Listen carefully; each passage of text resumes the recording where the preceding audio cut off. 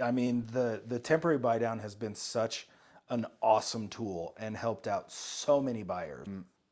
I'm scared to see what happens if the market stays the way that it is, having the ability to get it. Well, welcome to the Calzone, Brian Brady. Hey, thanks for having me back. I feel like this is a horse that's been beaten a few too many times, but I feel like it is such valuable information, and I'm still running into buyers that don't know about a temporary buy down and how it kind of looks like looks like an adjustable rate. So they're a little "Whoa." gun shy Yeah. about that. Yeah. But in your simplest terms, can you explain to me what a 2-1 buy down is? Yes. And I'll do it the exact same way I do it with all of my borrowers and then send them a presentation so it actually hits home. But Right. so when you get a 2-1 buy down, there's two different types of financing you got to talk about. Permanent buy downs and temporary. Permanent is if I say, "Hey Cal, the interest rate right now is 7.5%." You go, "Well, I want a 6.99%." Right. I'll say, "Okay, well that's going to cost you $4,000." Right. And that's fixed for 30 years. Right. So if next year the time comes to refinance, you spent $4,000 so you could save $120 a month, and that's a sunk cost. Out the window. Yeah, gone. And so what we're doing to protect people's finances and not just flush money down the toilet is these temporary buy downs. So if I say to you, the interest rate is 7.5%, but what we're going to do is ask the seller for $12,000 to go towards closing, which is realistic at this point. Right.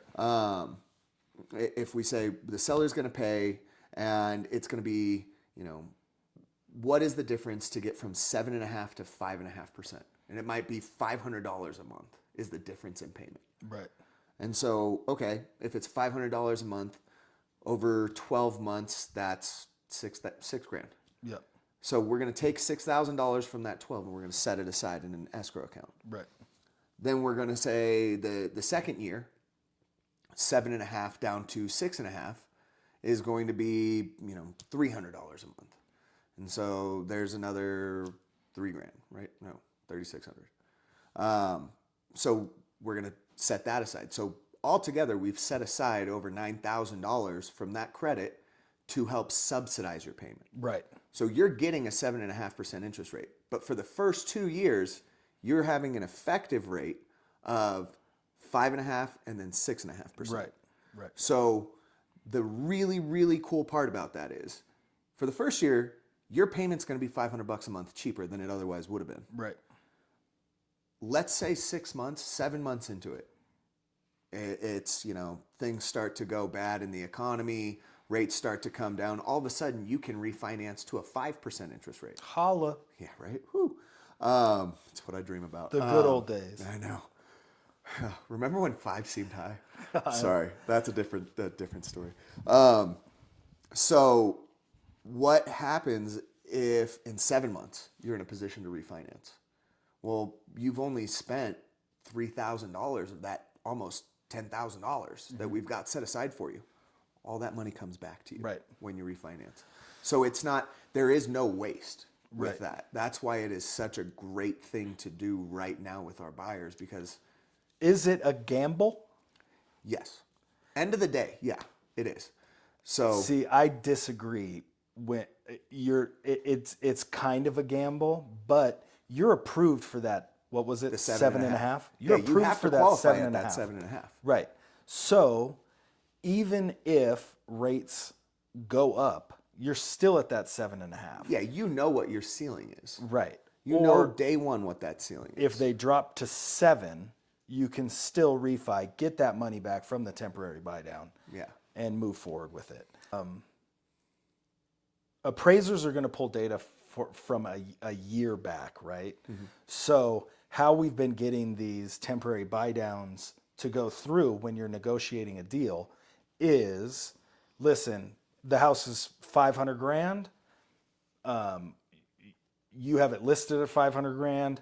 this is super, super elementary. This is the most simple negotiation ever in this case. Obviously, there's a lot more that goes into this, but Yeah. we would say, all right, if a temporary buy down is going to cost me 15 grand, I'm going to write this offer for this $500,000 house at $515,000, and then the seller will give that 500 or the $15,000 back. Because they're getting the 500 they want. Right, their bottom line doesn't change at all, and the buyer then the seller helps out the buyer tremendously.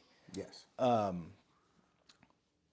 What we have going on right now is kind of a flat market as far as median sales price goes in our market. For the last 5 months, we've stayed pretty much level for 5 months. Yeah. If that continues for, let's say, another 5 or 6 months, which who knows if it will. Yeah. But if that were to continue, it's going to be harder and harder for an appraiser to value that property at that 515 Yes. because he's no longer using data. And that's You know, that's one thing that the buyers need to understand on the financing end with your lender is the home needs to come in at value. Right. Whatever you're in contract for. So Right. if we write it at 515 and it comes in at 500, the first thing the seller's going to say is, "Whoa, I don't want to give up 15 grand from that. Right. Like my bottom line was here. I don't want to do that anymore. So Right. I'm not going to give you the seller credit." right. So that's what, as a lender, that's where we talk about the risk that they're going to be taking on is, hey, we got to go and get an appraisal on this thing, make sure that we're not going to have an issue. And I think it's a good point that as the market continues to be more flat, if it does, we could see this more Right. and more happening where we say, hey, we're going to get X amount in seller credit. And they go, oh, you can't have 20 because, the appraisal came in 10 low. So you can have 10 instead of 20. And it's going to Right. make closing deals, getting people into homes that much harder. I mean, the temporary buy down has been such an awesome tool and helped out so many buyers. I'm scared to see what happens if the market stays the way that it is, having the ability to get it with, and have the value still come in on that appraisal at contract price. Yeah. So I agree. it's going to be another one of those things where we're just going to have to watch it and keep everybody updated. And be ready to adjust. Sick. Yeah.